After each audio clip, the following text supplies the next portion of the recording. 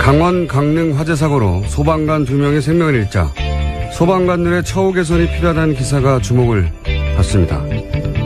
이런 기사들은 매우 당연하면서도 또 한편으로는 씁쓸합니다. 지난 추경 당시 소방관 충원을 위한 예산안을 야당이 반대할 때 보수 매체는 공무원 누리기라고 비판했고 소수의 진보 매체는 야당 역시 소방관 충원을 대선에서 공약하지 않았냐며 모순을 지적했지만 나머지 대부분 매체들은 여야 충돌을 중계만 했죠. 누가 화냈다, 누가 무슨 말을 했고 누가 언제 사과할까 흥미진진 이런 기사 넘쳐났습니다. 사람이 죽고 나서 그 누구에게도 욕먹지 않을 도덕적 판관이 되어서 처우 개선을 말하는 건 쉽습니다. 근데 처우 개선을 뭘로 하나요? 돈으로 합니다. 소방관 처우 개선이 며칠 전 갑자기 필요하게 된 게 아니지 않습니까? 그 예산은 막으면 안 된다고 막아선 정치 세력을 진작에 비판했어야 하는 거 아닌가요? 기계적 중립이 저절로 공평무사를 담보하지 않습니다. 한 시대를 살아가며 유리하든 불리하든 정치적 입장이 없다는 건 비겁한 거 아닙니까? 세상만사 정치와 무관한 진공 상태라는 게 어디 존재하기나 합니까? 어디 한가운데쯤 있는 척 좀 그만했으면 합니다. 김어준 생각이었습니다.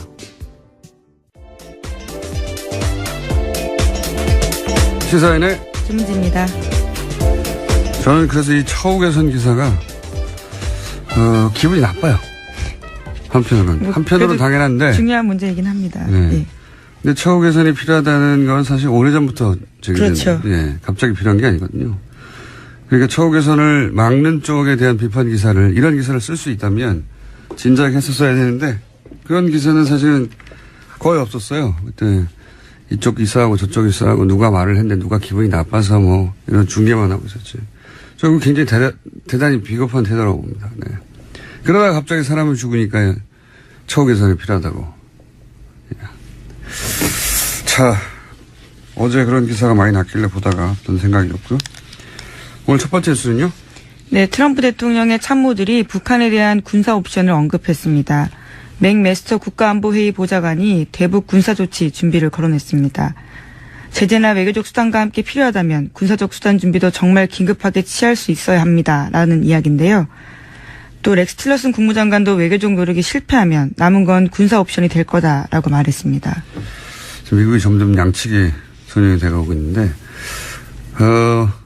북핵 초기에 대통령이 먼저 지르고 그리고 참모들이 수습하고 이런 건 반복됐었죠. 여러 차례. 그러면서 미국 언론도 비판을 굉장히 많이 했어요. 이 사안에 대해서. 합도 안 맞고 왔다 갔다 한다고. 그런 비판 때문에 이제 전략을 바꾼 것 같아요. 참모들이 압박을 하고 트럼프 대통령은 입 다물고 있고 전략으로 바꾼 것 같습니다. 이 목적은 사실은 같죠. 지금 중국을 압박하고 아마 유엔 총회 있기 직전에 그래서 갑자기 튀어나와서 네, 굉장히 강한 메시지를 내고 있습니다. 네. 총회를 앞두고요. 중국을 압박하는 메시지를 내고 있는데 이와간 그 수행 전략이 다소 바뀌었다. 네, 이제는 참모가 이 역할을 하고 대통령은 이걸 당하고 있다. 이건 뭐 다른 미 행정부였다면 당연히 이렇게 했을 것을 이제야 이제 이런 모양을 갖추고 있습니다. 네. 그런 뉴스고요. 자, 다음 뉴스는요. 네, 정의용 청와대 안보실장이 독일 주간지 슈피겔과 인터뷰했습니다. 한미일이 제2의 한국전쟁 발발 가능성에 대해 우려하고 있지만 문재인 정부는 이런 사태에 이르지 않게 할 것이다 라고 밝혔는데요. 또 화해를 목표로 한 문재인 정부의 대북 정책이 실패한 것은 아니다 라고 밝혔습니다. 3박 5일간 미국 순방길에 오른 문재인 대통령을 대신해서 대화를 통한 북핵 해결 가능성을 다시 한번 강조한 겁니다. 미국의 중국 압박용 메시지하고 그에 대해서 또 안보실장은 독일 주간지하고 슈피겔 유명한 주간지죠. 정반대의 목소리를 내고 우리는 그런 일을 하도록 하지 않을 것이다. 그런 일들이 지금 있습니다. 유엔 총회 전후로 하여. 자, 다음 뉴스는요. 네, 청와대가 어제 트럼프 미국 대통령의 트위터 내용을 오역해서 보도한 일부 언론에 대해서 공개적으로 강한 유감을 표시했습니다. 청와대 핵심 관계자는 일부 언론사에서는 정정을 한 것으로 알고 있지만 일부 언론사에서는 그 과정에 대한 설명도 없이 어제 아침까지 보도가 그대로 계속됐다는 것에 대해서 굉장히 유감스럽게 생각한다라고 밝혔습니다. 어제 저희가 방송에서 언급했던 내용인데, 예. 북한에서 지금 물자가 부족해서 주유소 앞에 긴 줄이 만들어졌다. 네. 이게 이제 석유파동 때 나온 표현으로 제가 알고 있어요. 그 이후로 이제 항상 쓰던 관용적인 표현인데 어려운 표현도 아니고. 이걸 두고 이제 오역이면 실력이잖아요. 그냥 단순히. 예. 워싱턴 특파원이 이 정도로 오역할 정도는 잘 모르겠는데 하필 이 표현을 몰랐을 수도 있게 하죠. 예. 그래서 의도냐 아니면 의도치 않은 오역이냐는 제가 잘 모르겠는데 한 가지 비교적 분명하다고 보여지는 것은 뭐냐면 이 기사를 쓴 기자는 적어도 문재인 대통령의 안보관을 의심하는 사람이다 라고 생각이 드는 게 이 문장 하나만 달랑 나왔는데 long line forming in North Korea 하나만 나왔는데 트럼프가 문재인의 러시아 사업잔 송유한 사업잔을 끌어들여서 트럼프가 못마땅해야 한다는 상상까지 이어진 거잖아요. 예. 그래서 한미공조가 안 되고 있다는 뉘앙스인데 이런 상상력은 그냥 나오는 건 아니거든요. 예. 이런 말을 했어. 그럼 또 틀림없이 뭔가 잘못됐을 거야 라고 머릿속에 있었던 거죠. 적어도. 그러니까 요 문장 하나에서부터 시작해서 러시아도 나오고 트럼프의 심기가 불편하다는 얘기도 나오고 쭉쭉 상상력이 나와서 문장 하나로 기사가 나온 거 아닙니까? 전체. 예, 대형 오보를 양산한 거죠. 쓴 기자분은 문재인 대통령의 안보관을 의심하는 혹은 못마땅해 하는 부분이 적절히 있는 것 같다는 추정을 해보고요. 근데 과거에는 이런 거 일부러 그랬어요. 예전에 유명한 사례가 조선일보에 있죠. 인터넷 없던 시절에, 예. 주연 외신 모드를 왜곡해서, 그 문장 한두 개를 가지고, 예. 뒤바꿔서, 김대중 전 대통령 시절에. 그런 거 잘했습니다. 그때 인터넷이 없으니까, 혹은 인터넷이 아주, 연결이 잘 안 되거나, 또는, 가입을 해야 해당 기사를 읽을 수 있구나. 그럴 경우에, 접근도가 굉장히 낮았을 경우에, 외신을 살짝 뒤틀어서, 보도한 경우 정말 많았어요. 그거 찾아내는 게 제가 전문이었거든요. 자, 다음 뉴스는요. 네, 박근혜 정부에서 45년 된 중고 미군 헬기를 구입하면서 1,500억 원을 썼다라는 JTBC 보도가 나왔습니다. 이 헬기 한 대 가격이 58억 원인데요. 운영 부대까지 합치면 사업비가 총 1,500억 원에 달한다고 합니다. 심지어 지난달 합동참모본부 회의에서 성능 개량을 해도 수명을 담보할 수 없다면서 개량 사업에서 배제하기로 결정됐다고 하는데요. 산지 3년 만에 나온 결정입니다. 심지어 해당 헬기는 GPS가 연동된 항법 장치를 제거한 뒤 판매하면서 악천 후대와 해상 임무에는 투입되지 못하고 있을 정도로 노후한 기기라고 합니다. 이게 45년 된 거면 도입 기준으로 해서 한 70년대, 무기거든요. 생각해보면, 이거 포니 자동차 돌아다닐 때예요 이게. 그런데 그 포니 자동차가 제네시스 만든 시절에 수입된 겁니다. 이게 말이 안 되지 않습니까? 네. 제네시스를 이미 개발해서 움직일 정도의 시대에 와가지고 포니 타라고 들이댄 거거든요. 안 사야 되는 거군요, 절대. 예, 이거 모르고 샀겠어요? 예. 근데 이제, 당시 문서를 뒤져보니까 그 결정 과정의 핵심 라인에 국방장관이 있었다. 네, 그런 보도도 거죠? 있습니다. 네. 당시 국방장관이 김관진 전 국가안보실장입니다. 이분 이름이 요즘 자꾸 나오고 있어요. 네, 여기저기서. 댓글 부대 정신교육도 시켰다는 데도 등장하지 않았습니까, 이분이? 네, 어제 더불어민주당 이철희 의원이 폭로한 사실인데요. 김광진 당시 국방장관이 2012년 대선 전에는 댓글 부대원들을 정신교육시키고 댓글 후에는 또 댓글 부대를 격려 방문했다라는 폭로했습니다. 자주 등장하고 있습니다, 이분이. 이분 사드 기습배치와도 밀접한 관련이 있죠. 다른 거 다 떠나서는 이 사드 기습배치의 책임은 방산비리 차원에서 다룰 게 아니라 저는, 반역죄로 처벌해야 된다. 왜냐면은, 지금 새 정부가 미국하고 중국 사이에 활용할 카드가 없어요. 네, 사드 만약에 사드가 지금 배치되지 않았다면 한미 관계 혹은 뭐 한중 관계, 그리고 북핵 국면에서도 주요한 카드의 하나로 활용할 수 있겠죠. 지금 뭐 이미 배치돼 있으니까 임신이 아니냐 뭐 이런 얘기, 그런 카드밖에 없거든요. 이 사드가 근데 로키드 마틴 사고잖아요. 예. 이 사드 기습 배치와 관련한 책임이 드러나는 사람은 저는 반역죄로 처벌해야 된다. 단순히 방산 비리가 아니라. 그리고 로키드 마틴 하면은 이 로비로 유명하죠. 세계 1위 회사이기도 하지만 로키드 마틴은 공화당, 민주당 가리지 않고 후원합니다. 네. 그리고 선거가 있으면 미국 본토에 50개 주가 있잖아요. 미국 본토에서 출마하는 모든 후보를 후원해요. 군수업체가 워낙 돈이 많다 보니까. 죽이지 않습니까? 예. 네. 모든 후보를 다 누가 될지 모르니까. 그리고 그 회사를 미국 전역에 뿌려놔요. 47개인가 8개 주에 회사가 있어요. 그러니까 모든 주의 이해관계를 만드는 겁니다. 죽이지 않습니까? 예. 이게 이제 로키드가 미 의회를 장악하는 방식인데, 한국이 지난 10년간 보수 정권 시절에 전 세계에서 미국 무기 수입 1위 한 나라거든요. 그 무기 구입 의사 결정권자들을 로키드 마틴이 그만뒀을 리가 없다라고 저는 생각이 들고, 그 첫 번째 단초가 되는 어떤 뉴스가 아닌가 싶어요, 저는. 예, 뭐 좋은 무기면 살 수도 있을 텐데요. 정말 이렇게 노후화된 무기를 사서 누가 탄다라고 생각했을 경우 굉장히 위험한 거고요. 또 세금 낭비가, 이런 세금 낭비도 없습니다. 이 헬기가 심지어 2003년에 단종됐다는 거 아닙니까? 그렇죠. 이게 무슨 일입니까, 이게. 자, 그런 일이 있습니다. 저희가 미니가 또 하나 있기 때문에, 블랙리스트 관련해서 또 추가 뉴스 있는 게 있는지 한번 체크하고. 네, 있습니다. 이명박 정부 시기에 국정원이 좌파 연예인 대응 TF를 만들었는데 MBC와 KBS에 관여했다는 바는 이미 말씀드린 바가 있습니다. 그런데 오늘 아침 보도를 보니까요, SBS에도 관여했다라는 건데요. 2010년 3월 국정원 TF에서는 SBS 쪽에다가 배우 김민선 씨의 출연 가능성을 원천 차단해달라고 요청했다고 합니다. 그러한 사실들을 보고해서 수뇌부에도 알렸다고 합니다.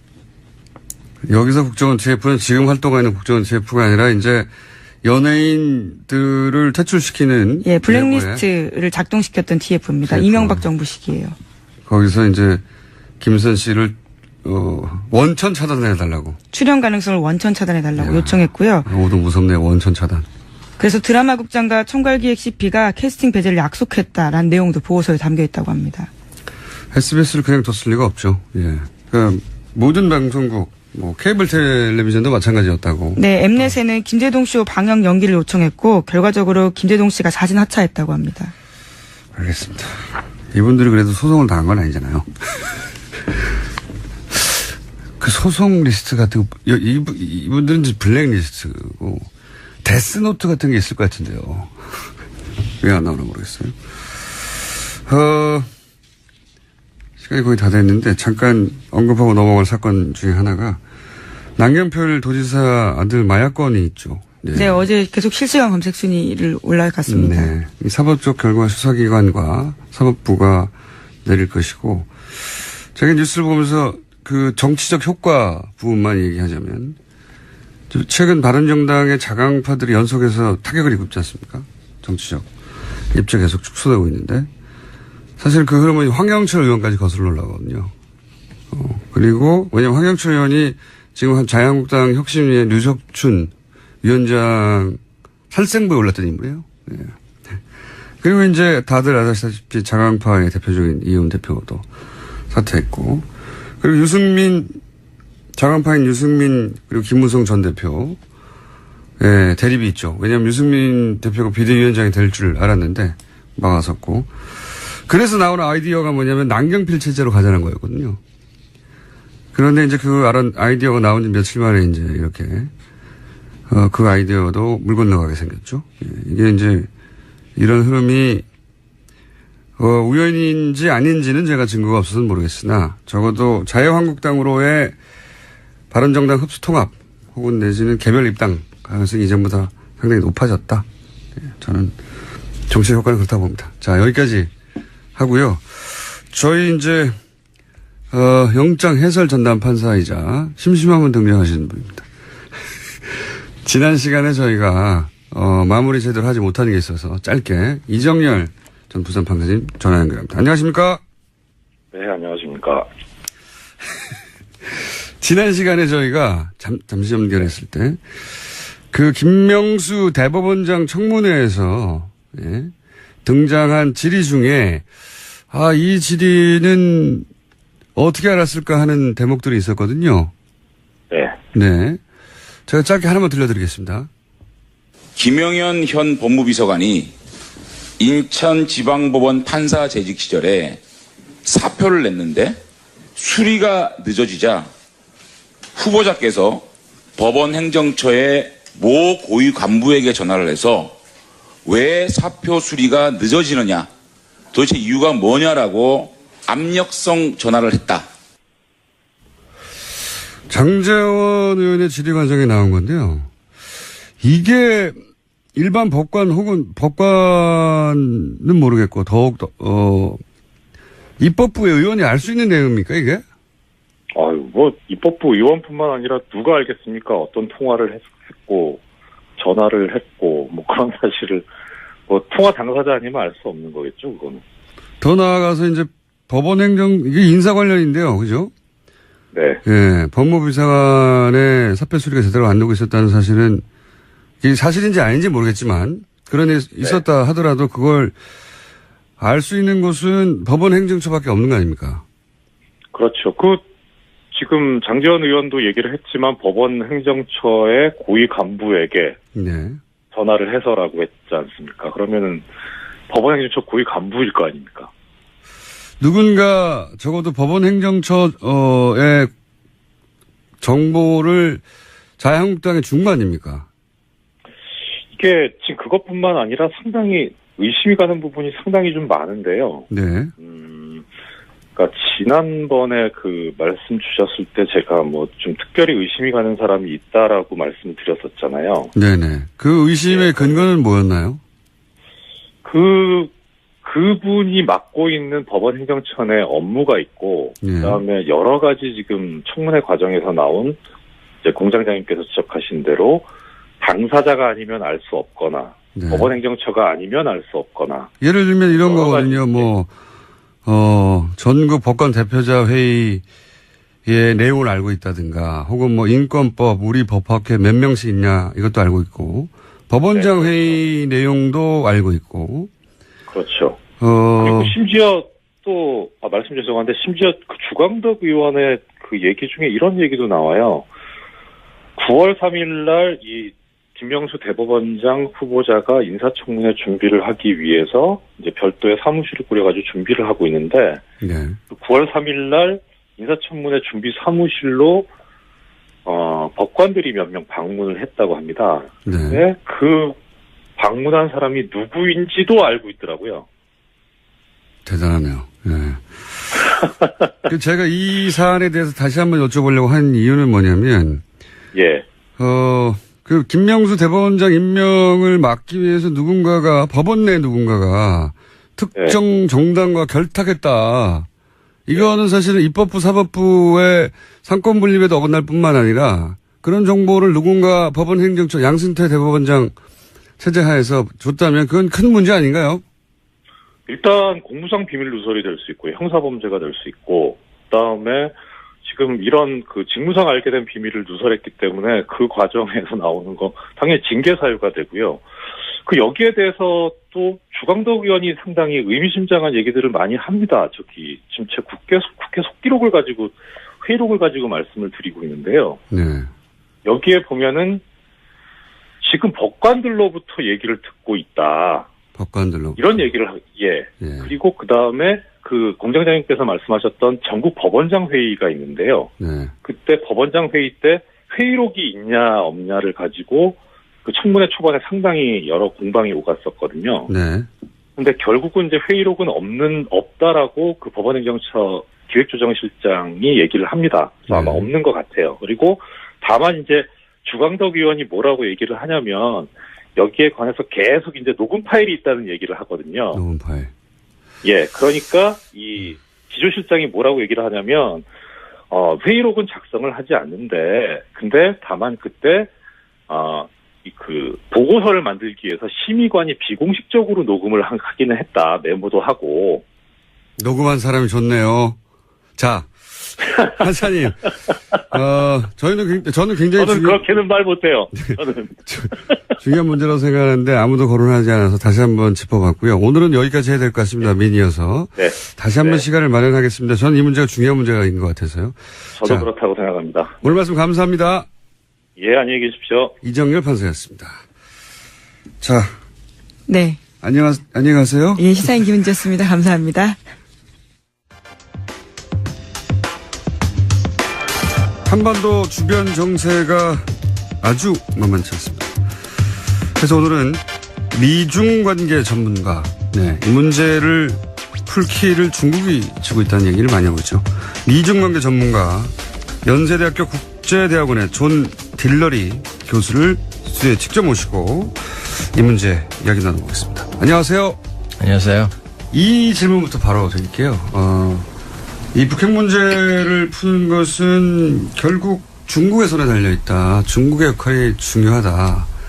이런 얘기를 우리나라에서도 하고 특히 트럼프 행정부도 합니다.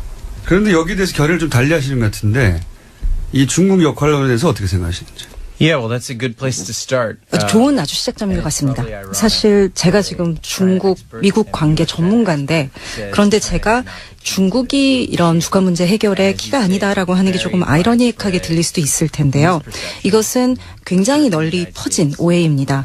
이거는 그 트럼프뿐만이 아니라 오바마 때도 역시 마찬가지로 이런 오해가 이제 있어 왔는데요. 굉장히 뿌리 깊은 그런 문제라고 생각을 합니다. 저는 문제 해결을 위해서는 문제의 뿌리가 뭔가, 여기서는 북한입니다. 이거를 먼저 봐야 되고요. 그다음에 두 번째로는 중국과 그런 북한의 관계가 진짜 어떤 건가를 또 역시 봐야 된다고 생각을 합니다. 북한은 중국 사람들을 신뢰하지 않습니다. 그리고 북한 사람들이 중국 사람들이 북한에 대해서 그런 어떤 통제력을 갖고 있지도 않습니다. So if you look at North 북한 Korea, 같은 경우에 역사적으로 볼 때 중국에 의지하지 않아왔고 또 의지하지 않으려고 굉장히 큰 노력, 많은 노력을 경주해 왔습니다. 저희가 냉전 시대를 갖다가 보면은 김일성이 특히 이제 러시아와 중국 사이를 왔다 갔다 하면서 이렇게 중국에 의지하지 않기 위해서 중국이 북한의 어떤 통제력을 가지지 않게 하기 위해서 굉장히 노력을 해왔고 그리고 이제 냉전이 끝나고 나서는 물론 좀 더 어려워졌지만 그것이 그럼에도 불구하고 계속 이렇게 중국과 거리를 유지하기 위한 노력을 끊임없이 해왔습니다. 김정은 같은 경우도요.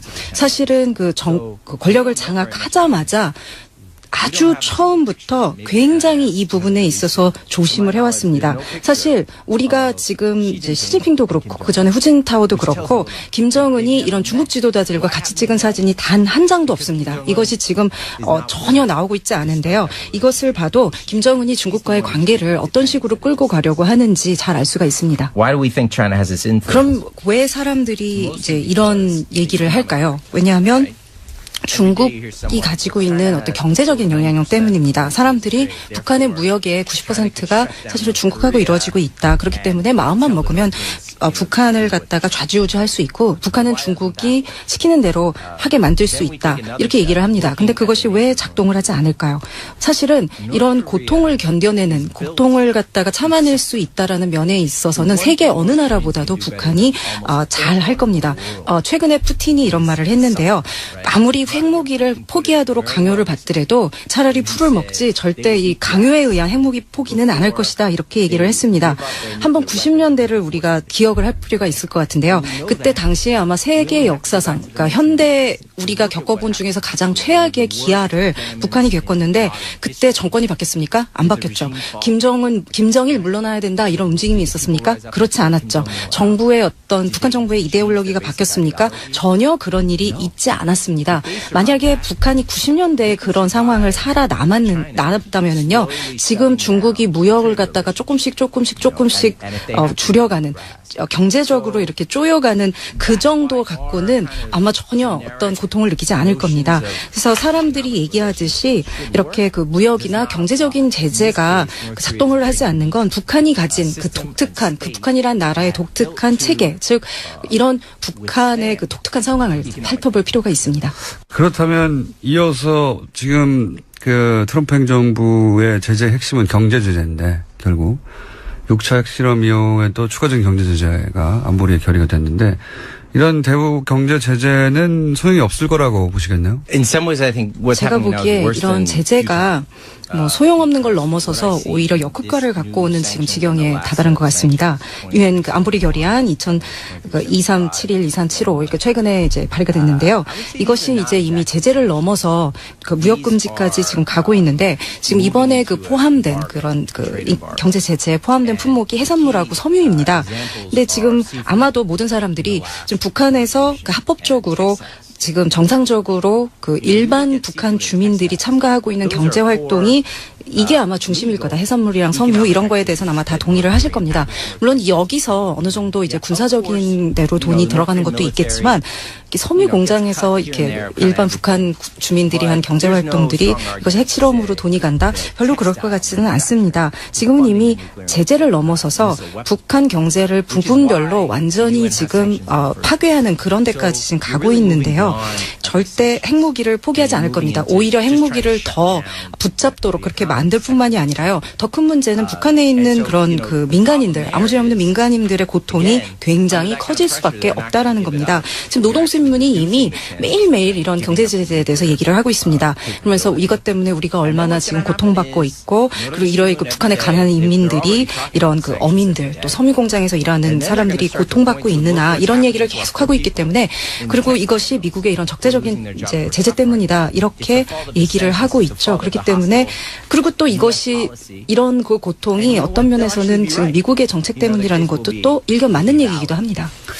그러니까 이제 서구 자본주의적 논리와 사고방식으로 북한을 굴복시킬 수 있다고 생각하는 데서 오는 오해인 것 같아요. 이렇게 자기들의 경제활동을 어렵게 만들고 돈도 안 돌고 하면 손을 들 것이다.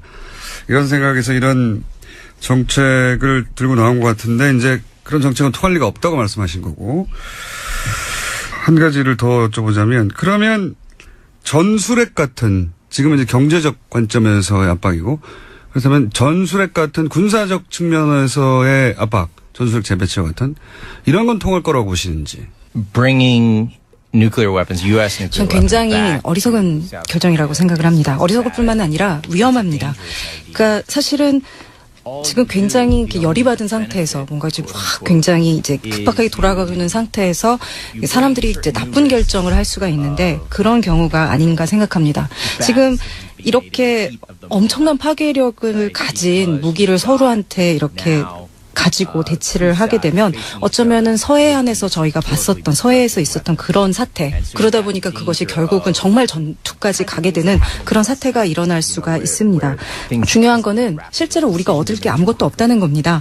북한이 만약에 핵무기를 진짜로 쓰고 그리고 어떤 전쟁 도발 행위를 할 경우 실제 그 순간 북한에 미국의 핵무기가 비오듯이 쏟아지게 될 거다라는 것을 북한이 이미 잘 알고 있습니다. 근데 그런 상황에서 과연 이것이 우리가 생각하는 것처럼 이런 핵무기가 역할을 할까요? 지금 한국에서 논의되고 있는 얘기는 그냥 완전히 심리적인 것뿐입니다. 그래서 이런 얘기를 자꾸 하는 사람들은요. 이런 그 공포를 자극해서 좀 더 합리적인 결정을 못하게 막고 있을 뿐입니다. 그렇기 때문에 우린 생각에 우리가 이런 핵무기를 갖고 있으면 북한도 우리한테 더 이렇게 대들지 않겠지? 그렇게 우리가 믿을 수는 있겠지만 북한이 지금 우리가 자기네가 핵무기를 썼을 때 어떤 결과가 날 건지를 잘 알고 있는 상황에서는 절대 일이 이렇게 돌아가지가 않습니다. 알겠습니다. 전술핵에 지금 포커스는 전술핵인데 핵 전반에 대해서 말씀하셨는데 여하간 이제 전술핵을 들여오자고 하는 보수 진영의 주장이 있고 또 심리적으로 불안하니까 그래야 되는 거 아닌가 하는 여론도 있는 상황이지만 실질적으로 군사적으로 볼 때 효과가 없다. 실제로는 오히려 더 위험해질 뿐이다 하는 게 교수님의 진단인 건 이해했고요. 그러면 경제 제재도 통하지 않고 이렇게 전술핵 재배치 같은 군사적 압박도 통하지 않는 상황에서 문재인 정부는 제재와 동시에 대화도 병행해야 한다고 주장한단 말이죠. 이 문재인 정부의 정책 기조에 대해서는 어떻게 생각하십니까? 일단. President Moon is in a tough spot. 사실 지금 문 대통령의 상황이 참 어려운 건 사실입니다. 문 대통령도 분명히 이런 그 제재 정책을 원하지 않으실 거라고 보고 지금까지 또 문 대통령이 해왔던 이런 그 기조와도 사실은 맞지가 않고 또 문 대통령이 그리고 싶은 대북 관계 그림도 이것은 아닐 것이라고 생각은 합니다. 그런데 제가 보기에도 문 대통령이 지금 이렇게 쓸 수 있는 패가 참 별로 없는 것 같습니다. 좀 주도적인 역할도 못하고 있고 북한 김정은과 지금 트럼프 간에 있는 이런 심리적인 갈등, 분쟁이 너무 사실 심하기 때문에 지금 문 대통령이 그 협상 테이블에 그 테이블에 앉을 사실 여지조차 지금 없는 것 같습니다. 지금 상황에서는 그러면 그 다음 단계가 뭐가 될 수 있을까에 사실 생각을 해봐야 될 것 같은데요. 이런 북한하고 트럼프 사이에 뭔가 조금 돌파구가 심리적인 갈등, 감정적인 갈등이 조금 깨지고 나면 아마 그러면 조금 뭔가 숨을 쉴 수 있는 뭔가 해볼 수 있는 여지가 생길 수 있을 것 같습니다. 제가 근데 여기서 좀 궁금한 거, 제가 아직 잘 모르겠는 거는요. 문 대통령이 실제로 북한과의 대화를 위해서 얼마나 노력을 하고 있는가. 물론 말은 그렇게 할 수 있습니다. 지금 우리가 대화에도 늘 가능성을 열어놓고 있다 이렇게 말은 할 수 있는데요. 예를 들어서 오바마 행정부도 말은 그렇게 해왔지만 글쎄 실제로 그렇게 정말 대화를 위한 노력을 했다? 그건 아닌 것 같습니다. 북한이 그런 냄새는 기가 막히게 잘 맡습니다. 진짜 상대편이 우리랑 대화를 하고 싶어? 아니야? 그거를 잘 맡는데 이제 문 대통령이 그럼 실제로 여기서 얼마나 이게 진짜 의지를 가지고 있는가. 그러니까 예를 들어서 이 뒤에서 이런 백채널로 뒷채널로 실제로 우리가 지금 고위급 인사를 갖다 대화를 위해서 보낼 준비가 되어 있어 이런 메시지를 보내고 있는지 그거는 알 수가 없습니다. 저는 지금은 이런 어떤 대담한 접근이 필요한 시점이 아닌가 이제 그렇게 생각을 하는데 실제로 그럼 이런 노력이 얼마나 이루어지고 있는가 의지가 있는가 문 대통령의 이거는 글쎄 저는 여기에 대해서는 저도 지금 답이 없는 상태입니다. 저도 지금 사실은 지금 하신 질문에 대해서 굉장히 생각은 많이 하고 있는 중이기도 합니다. 자, 그러면 중국 전문가 그리고 국제관계 전문가가 보기에도 문재인 대통령 손에 쥐어진 패가 너무 없다. 사실은 그 패를 이전 보수 정권이 다 없애버렸어요. 사드도 하나의 패가 될 수 있는데 이미 배치가 돼버렸고 그 사실은 잘 알겠습니다. 그런데 이제 말씀을 듣고 보면 결국 경제 제재로도 군사적 제재로도 이건 돌파가 불가능하다. 대화로 풀긴 풀어야 하는데 핵심은 문재인 정부가 정말로 대화를 원하느냐 절실하게 얼마나 그것까지는 정확하게 모르겠다고 말씀하신 건데 대화로 풀긴 풀어야 한다면 언제쯤 과거 역사나 지금 진행 상황이나 파악하고 계신 정세를 볼 때 대화는 언제쯤 시작될 거라고 보십니까? It's important because until 사실 이 대화라는 게 이미 옛날에 시작을 했었어야 했습니다. 이미 늦었다고 할 수 있는데요. 그렇다면 우리가 근데 대화라고 말은 참 쉽게 하는데 일단 그럼 대화가 정말 뭔지 그리고 이게 왜 중요한지 우리가 왜 해야 하는지 그걸 먼저 살펴봐야 할 거라고 생각합니다. 그런데 대화라는 거는 결국은 실제적인 관계를 맺기 위해서 하는 거지 물론 관계를 맺기 위해서는 근본적으로 본질적으로 물론 대화가 있어야 합니다. 이런 대화 없이 관계를 맺는 것은 불가능하죠. 그렇죠. 우리가 실제로 해야 되는 거는 이런 말을 하는 것이 아니라 중요한 거는 관계를 맺기 위해서라는 거. 그것을 갖다가 우리가 많이 잊고 있는 것 같습니다. 이 국면을 풀 수 있는 본질을 말씀하신 건데 결국은 관계가 없다 지금은.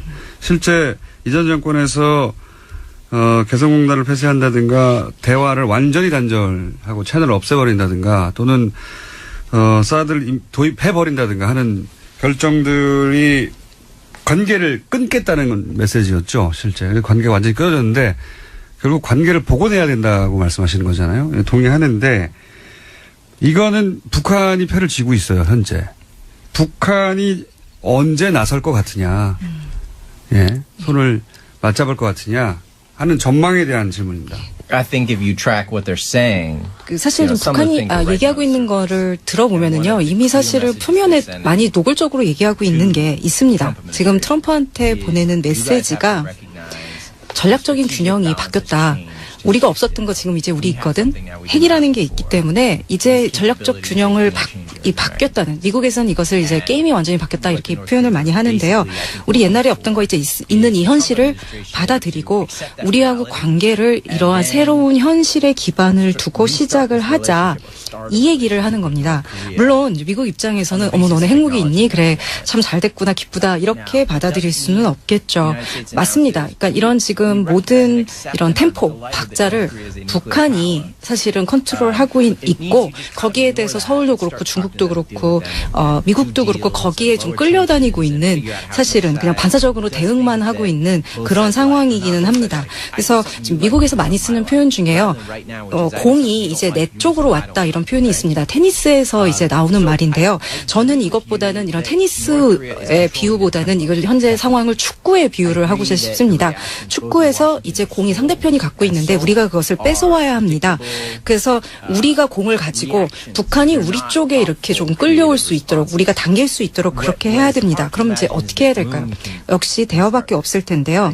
지금 사실은 북한은 한국이 아니라 완전히 미국에 지금 집중하고 있는 상태입니다. 사실 북한 역사에서 이런 상황이 북한한테 기회가 주어진 적이 없었어요. 미국이 정말 온전히 북한에 이렇게 관심을 보여주고 있을 때 CIA가 북한 문제로 매일 대통령한테 보고를 하고, 미국 언론도 매일 이 문제를 얘기를 하고, 모든 사람들이, 미국의 국민들이 뭔지는 잘 모르지만 EMP라는 굉장히 끔찍한 무기가 있는데 이게 지금 당장 우리 도시 위에서 덴버에서 샌디에고에서 터질 수도 있어 막 이렇게 다들 두려워하고 있습니다. 북한이 역사적으로 기다려왔던 꿈이 실현된 건데요. 그렇기 때문에 결국은 이 공을 훔치는 작업이 미국에서 이루어져야 됩니다. 실제로 지금 미국에서 이제 매티스가 이런 일을 할 거다 얘기도 있고, 어쩌면 우리가 전혀 모르는, 그러나 대통령의 신뢰를 받는 누군가가, 고위 인사가 우리가 모르는 이렇게 조용한 이런 대화를 이제 시도할지도 모르는 얘기가 있는데요. 이런 게 만약 근데 일어난다면, 실제로 벌어진다면 문재인 대통령, 문재인 행정부는요, 여기에 얼른 뛰어들 준비, 최대한 빨리 뛰어들 준비를 하고 있어야 합니다. 그래서 이거 시작되는 대로 또 역시 북한과 남한 간의 어떤 관계가, 대화가 시작될 수 있도록 만반의 준비를 하고 있어야 한다고 생각합니다. 알겠습니다. 전반적으로 동의하고요. 한편으로는 트럼프는 이 상황을 즐기고 있다는 인상도 저는 개인적으로 받아요. 그러니까 마치 쿠바 사태를 해결한 케네디처럼 자신이 이 상황을 해결하는 역사의 구세주로 등장하고 싶어서 오히려 이 긴장을 즐기고 강화시키고 하는 면도 없지 않아 있는 것 같다. 없지 않아 있는 게 아니라 있는 것 같다. 매우 많이.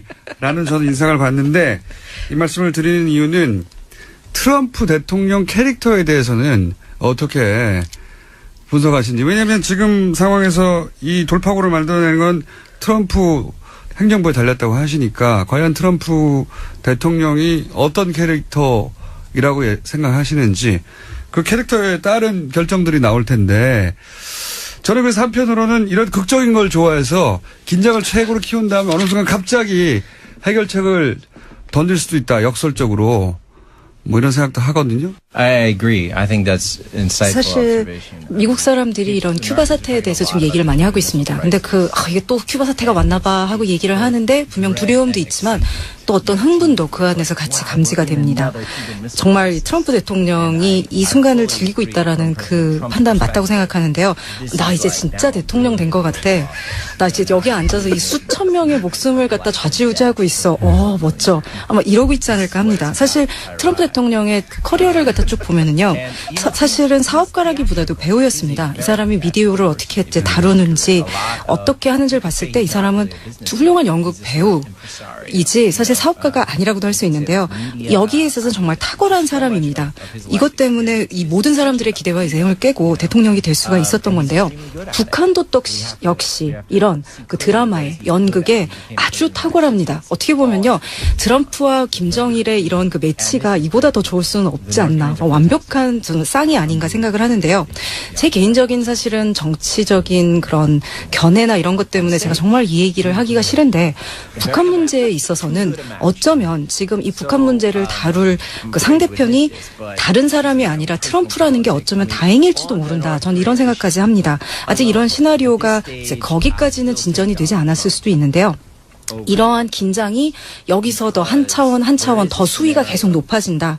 그러면은 어느 순간에 어쩌면 김정일하고 트럼프가 이제 그 다음 단계의 어떤 정말 굉장히 극적인 그런 굉장히 드라마틱한 그런 연출을 할 수도 있는데요. 그 다음 단계는 수소폭탄이 아니라 어쩌면 셀카가 될 수도 있습니다. 그래서 제가 보기에 트럼프 대통령의 스타일이나 성격, 캐릭터를 봤을 때 어떤 이런 시나리오로 아주 극적인, 굉장히 드라마틱한 그런 대로 이제 흘러가지 않을까. 그 후에 또 그것을 갖다 기반으로 해서 새로운 역동이 펼쳐지지 않을까. 그것도 분명히 가능성이 있는 일이라고 생각을 합니다.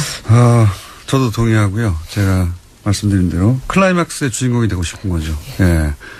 실제 트럼프 대통령의 발언을 보면 오바마 대통령에 대한 컴플렉스가 느껴지는데 오바마조차 풀지 못했던 북핵 문제를 내가 전 세계가 위협에 처한 상황에서 단독을 풀어냈다.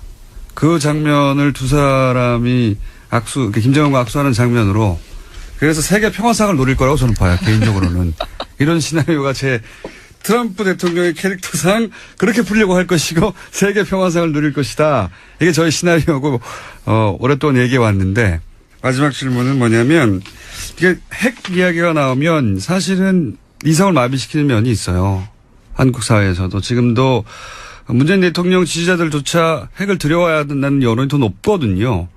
그러니까 지금 전문가로서 그것이 해법이 안 된다는 얘기는 하시긴 하셨는데 마지막 질문은 한국에서 오래 사신 그리고 한국 상황을 잘 알고 또 중국도 오래 사시고 전문가로서 그리고 미국인으로서 동시에 지금 이 한반도에 사는 그 남한 국민들 불안해하는 남한 사람들에게 그래서 조금 그러니까 자극 예를 들어서 전술핵을 막 들어와야 된다고 하는데 마음이 쏠리고 하는 분들에게 해주고 싶은 이야기 있으신지. 예. 굉장히 지금 중요한 점을 지적을 하셨고요. 어떤 한국 사람들의 정신세계에 대해서 굉장히 깊은 지금 관찰을 하신 것 같은데요. 좀 북풍이 다시 불고 있죠. 미국인으로 봤을 때 이제 물론 이런 북풍이 분다는 것 자체가 한반도에도 문제가 있겠지만은요. 이게 지금 태평양을 건너가서 미국에도 불고 있다는 겁니다. 매일매일 보통 미국 사람들한테 미디어가 이런 공포 폭격을 갖다가 막 가하고 있습니다. 사회 전체가 공포의 무릎을 꿇고 있는 상황이 아닌가 하는데요. 미국은 그런데 이런 이제 사회가 공포에 질렸을 때 압도적인 군사력으로 대응을 하는 그런 좀 경향이 있습니다. 지금 이제 뉴욕타임즈나 이런 여러 언론에서 전기적으로 북한하고의 전쟁은 과연 어떤 모습일까 이런 기사를 갖다가 내고 있습니다. 좀 미친 짓이죠. 근데 미국인들은 이거를 읽고 진짜 전쟁이 있을 건가 봐 이런 생각을 하게 됩니다. 모든 사람이 다 동의하는 게 있습니다. 뭐냐면 우리가 알고 있는 어떤 시나리오에도 북한이 우리를 갖다가 지금 갑자기 핵으로 우리가 다 두려워하는 그거지 않습니까? 핵으로 우리를 갑자기 언젠가 공격을 할 거다. 그런데 어떤 그런 전문가들의 시나리오에서도 선제 공격의 위협성이 높다고 판단하지 않는 한 북한은 절대 우리를 먼저 공격하지 않습니다. 그런 시나리오는 어떤 전문가의 시나리오도 없다. 어떤 전문가의 시나리오도 없습니다. 그런데 그렇게 따지면은요. 지금 사태에 대해서 통제력을 저희가 전적으로 갖고 있는 겁니다. 즉 우리가 사태를 거기까지만 몰고 가지 않는다면 우리가 공포에 질린 상태에서 끌려다니면서 하는 그런 결정만 하지 않는다면 우리가 이 상황에 대해서 두려워할 게 아무것도 없다는 겁니다. 그래서 미국이 이렇게 자꾸 전쟁 얘기를 하지 않고 또 한국이 우리가 지금 핵무기를 가져야 돼 이런 얘기를 하지 않는다면 걱정할 게 없다는 겁니다. 즉 지금 저희가 지금 하고 있는 게 어떤 위험이 있어서 그 위험에 대해서 지금 두려워하고 있는데 그 두려움에서 이런 성급한 결정을 할 때 우리가 두려워하는 그 위험을 더 증가시키게 된다는 겁니다. 그리고 이렇게 성급하게 뭔가를 하게 되면 실수를 할 여지가 많아지죠. 그리고 우리가 공포에 질리게 되면은 사람들이 자꾸 적대적이고 공격적인 반응을 하게 됩니다. 근데 우리의 반응이 더 공격적이고 적대적 두려워하게 되면은요, 북한도 또 자신네들이 우리 어떤 지금 정세가 어떻다, 판이 어떻다 하는 계산을 갖다가 다시 하게 됩니다. 굉장히 유명한 말이 있죠. 우리가 두려워할 건 두려움 그 자체밖에 없다. 저는 이 말이 지금 이 상황에서 굉장히 중요한 진실을 가지고 있다고 봅니다. 그래서 우리가 좀 이성을 가지고 냉철하게 조금 한번 속도를 좀 줄이고 뭔가를 이렇게 좀 차분하게 이렇게 보면 지금 우리가 두려워할 게 사실은 아무것도 없다라는 거. 그리고 우리가 지금 그쪽에서는 우리가 두려워하길 원하고 있거든요. 그래서 우리가 거기에 넘어가서 원하는 대로 그렇게 두려움에 빠지는 대신에 우리의 어떤 자연스러운 감정 상태로 다시 돌아오는 것, 그것이 가장 중요하지 않냐 이렇게 생각을 합니다. 그러니까 뭐 선제 공격을 하겠다는 협박이 실제로는 북한을 굴복시키는 게 아니라 아무도 원하지 않는 전쟁 가능성을 높일 뿐이다. 그런 얘기로 요약할 수 있을 것 같아요. 자, 오늘 여기까지 하겠습니다. 네, 지금까지 존 딜러리 연세대 교수님이었고, 통역에는 수천 대 1의 경쟁을 뚫고 뉴스공장의 전속 통역사가 된 대한민국 최고의 통역사 홍희연 통역사, 이분은 섭외를 원하시면 뉴스공장으로 연락을 하셔야 됩니다. 여기까지 하겠습니다. 감사합니다. 감사합니다. 전술핵 재배치를 당론으로 정하기도 했죠. 자유한국당에서는. 생각해보면 좀 기이한 겁니다. 우리 물건이 아니잖아요. 남의 물건을 내가 배치하겠다고 선언하는 거 이게 기이하지 않습니까? 네. 북핵 문제에 관해서 네. 미국의 중계가 아니라 해외 전문가들의 직접 분석 앞으로도 계속 들어보겠습니다.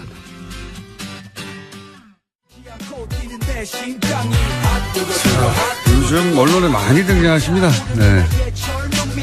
댓글은 안 좋아요, 그래도. 뉴스공장 외에도 여기저기 많이 등장하시고, 여기저기 많은 어록을 남기고 계신 하태경 최고위원 바른정당에 나오셨습니다. 안녕하십니까. 예, 안녕하세요. 하태경입니다. 자, 바른정당 요새 난리예요.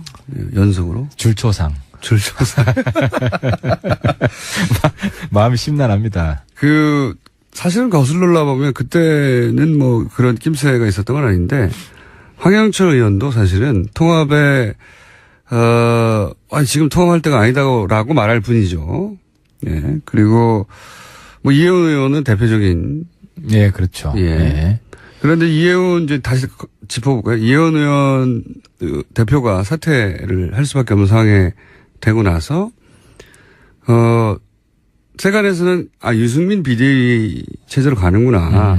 다들 그렇게 생각하고, 언론도 보도했고, 본인도 생각이 있다. 그렇지 않습니까? 예. 근데 갑자기 김무성 전 대표가 막아섰죠. 예. 예, 강경하게 막았었죠. 아주 강경하게. 좀 이상할 정도로 강경하게. 그러면서 유승민 사당이라고 하는, 제가 보기에는 납득할 수 없는, 예, 이유로 명분을 내세워서 막아섰어요. 그래서 통합파하고 이 자강파가 대립구도를 형성하고 뭐 이런 얘기 쭉 나오다가 중간에 툭 나온 얘기가 뭐냐면 이렇게 양축이 부딪혀서 크게 파열음이 나면 안 되니까 남경필 도지사 같은 예, 좀 유화적이고 근데 그분도 자강파잖아요.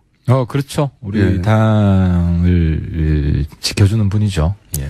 가장 먼저 탈당했었고 가장 대표적인 초기의 자강파인 분인데 그럼 이제 남경필 도지사로 그런 체제로 가려나 하는 전망이 하루 이틀 있자마자 남경필 도지사의 아들 마약 문제가 팡 터졌죠. 이게 다 우연일 수 있습니다. 우연일 수 있는데. 근데 예. 뭐 필연 우연을 떠나서 지금 뭐 우리 당 심각한 위기고 예. 우리 소위 자강파 신보수파. 자강파 중에 이제, 어디 이제 그 이름 걸고 발언하면 언론이 받아주는 자강파는 최고위원 하태경 한 사람 남은 거 아닙니까, 지금? 그래서 다음 하태경이냐, 지금. 그렇죠? 예. 사실상 그렇지 않습니까? 다음은 하태경 유승민이다, 뭐 이런 댓글들이 사실 많더라고요. 네. 근데 아무튼. 지금 여기서 실토하시죠, 뭐. 실망시켜드리지 않겠습니다. 예. 딱히 하자가 없으신가요? 실망시켜드리지 않겠습니다. 하여튼, 저는 남지사도 다시 좀 이 상황을 이겨낼 수 있도록, 최대한 좀 힘을 좀 보태드려야 된다고 생각을 하고, 뭐 이혜원 대표도 빨리 수렁해서 좀 빠져나올 수 있도록. 근데 이게 이 우연이 하필이면 이 자강파의 대표적인 인사들한테만 연속으로 벌어지는 것에 대해서 당 내부적으로는 한두 번도 아니고 이거 찜찜하다, 이상하다 이런 분위기는 없어요? 이혜원 대표 때 조금 있었죠. 이혜원 대표 때 그 옥시라는 분이 예. 그 이제 박근혜 대통령하고 같이 자리를 한 적이 있다. 이런 증언도 있었고. 그래서 근데 아직까지도 최순실이 배후에 있을 수 있나? 최순실이 아니어도 사실 자유한국당의 입장에서는 이 사태가 얼마나 즐겁겠습니까? 간다 이러면서. 근데 이제 한 가지 뭐 의심해 볼 수 있는 것은 그 이제 음모 정치하는 분들 친박 내에 있기 때문에 그런 거를 봐 오셨지 않습니까? 예, 그렇죠. 쭉 있었죠. 선수들이 좀 있지 않습니까? 그거 가지고 협박해서 여태까지 정치생명위원 분들이 있기 때문에 뭐 그건 의심은 해볼 수 있겠지만 아무튼 뭐 증거가 나오면 증거 나오긴 어렵겠죠. 더 거슬러 올라가 보면 바른정당이 이제 탄핵에 찬성하는 파가 이제 그 탄핵 들어가기 직전에 그 전주에 생각해 보시면 전 기억이 생생한데 그 의원들 몇몇을 만나서 몇몇이라고 하지만 규모는 상당했던 걸로 제가 전해 들었는데 뭐 20-30명 규모 정도 사람들 이렇게 확실하게 탈당할 파들을 제외하고는 만나가지고 이렇게 주저앉히려고 협박조에 이야기가 오갔고 그래서 당시 탈당파들이 흔들렸던 적이 있다. 그거 있지 않습니까? 그런 사태가 있었던데. 근데 이제 그 부분에 있어서 좀 반박할 수 있는 것은 김무성 대표 약점론이 많았어요. 약점을 많이 잡혀가지고 48시간 안에 입장을 바꾼다. 쓴소리함 했다가 다시 미안하다 그러고. 근데 어쨌든 김무성 대표가 당시에는 탈당을 주도했습니다. 유승민 대표는 후발주자였고. 그렇죠. 그래서 이제 그것 때문에 김무성 대표 약점 잡혀 있다는 것을 완전히 불식했죠.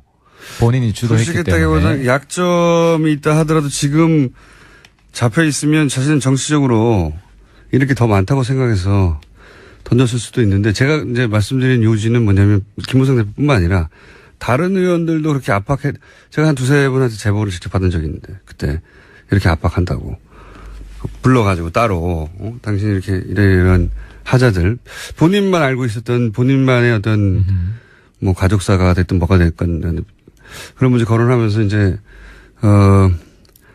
이 탄핵 찬성표 던지지 말라고 하는 압박 있었던 적이 있었단 말이죠. 제 말의 요지는 그분들이 자유한국당에 아직도 계신데 그런 세력이 압박이 있습니다. 사실 이제 저도 뭐 청와대한테서 전화도 여러 번 받고 당 지도부 친박 지도부 있을 때 유승민 원내대표 할 때는 그런 일이 없었지만 조용히 좀 있어라 뭐 이런 거요? 예, 그렇죠. 가보지 마라. 근데 이제 만약에 제가 약점이 있었다면 뭐 이런 걸 눈치를 줬을 수도 있었겠죠. 진짜 약점이 없어요? 지금까지 뭐 협박받은 적은 없습니다. 지금까지는 이런 일이 벌어지면 곰곰하게 생각해 보게 되잖아요. 내가 약점 잡힐 게 뭐가 있을까? 쭉 그 스크리닝을 하게 되지 않습니까? 뭐 저를 걸 거는 나를 보낼 정도는 없을 것 같습니다. 보낼 수 있는 거는 없을 것 같다. 그래서 제가 이번에 출마 선언을 일찍 한 것도 아예 나가버리자 대표로. 그러니까 이제 출마 선언을 일찍 할 수 있는 것도 이제 아주 원칙적으로 비타협적으로 싸울 수 있는 사람이다라는 걸 알리고 싶은 마음도 있고 걱정하지 마라. 하태는 물러서지 않는다. 자강파 살아있다. 물러서지 않는다. 일당백이다. 사실 우리 개개인 의원들의 역량은 아주 뛰어나죠. 그래서 뭐 한 사람 대표만 잘 세워도 이런 위기는 충분히 이길 수 있습니다. 본인이 출마 선언을 하신 거고 그러면서 유승민 대표도 나오라고 하신 이유는 뭡니까? 그건 왜냐하면 이제 최고위원회 구성인데 최고위원회 구성에 있어서 자강파가 압도를 해야 그 우리가 좀 더 빨리 이 난국을 극복할 수 있고 지지율도 올릴 수 있기 때문에 최고위원 4명 선출을 합니다. 뭐 4명을 다 싹쓸이하면 제일 좋고요. 지난번엔 사실 자강파가 3대 1이었습니다. 예. 한 분이 이 통합 이야기를 했었고, 근데 이번에는 3대 1 정도 되더라도 더 압도적인 비율로 우리가 이겨야 되기 때문에 유승민 선배가 같이 나와서 러닝메이트로 나와서 예. 전국적으로 호소하고 다녀야 된다. 그 과정이 또 우리 당 지지를 높이는 과정이 될 것이라고 보는 겁니다. 그 비례 체제는 건너뛰고 바로 전당대회로 가는 겁니까? 우리 내부 논란이 좀 있었죠. 예. 논란이 있었는데 결론부터 말씀드리면 정치적 타협을 한 겁니다. 왜냐하면 비대위로 가더라도 다수는 이제 선거 때까지 지방선거 때까지 비대위로 쭉 가자는 의견은 거의 없었어요. 네. 그럼 어차피 또 해야 되니까. 그렇지. 어차피 또 해야 되니까 빨리 하는 게 안정화될 수 있다.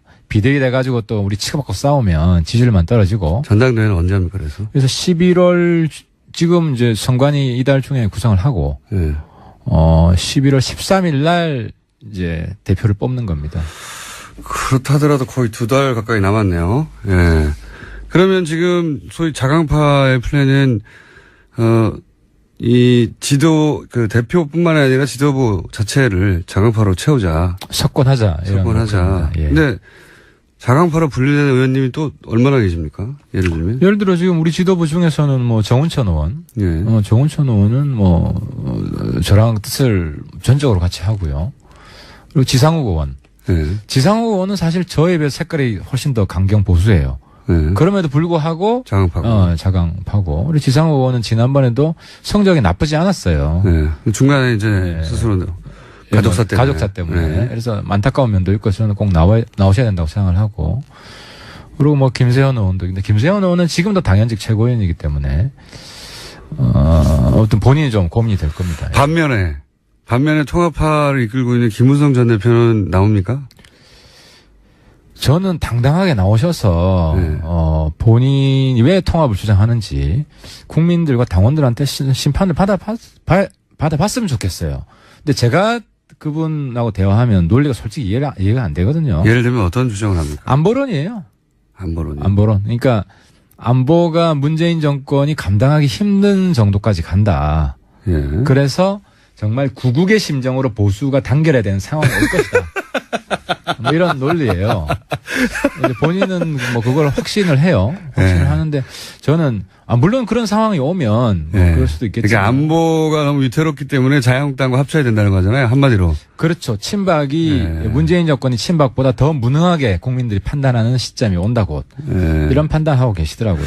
그런데 김무성 전 대표가 탈당할 때 새누리당 지금의 자유한국당에 대해서 얼마나 비난을 했습니까, 공개적으로. 그 재산 관련해가지고도 당의 재산이 다 이거 군사정권 시절에 물려받은 거라부터 시작해서 무수한 비난을 쏟아부었잖아요.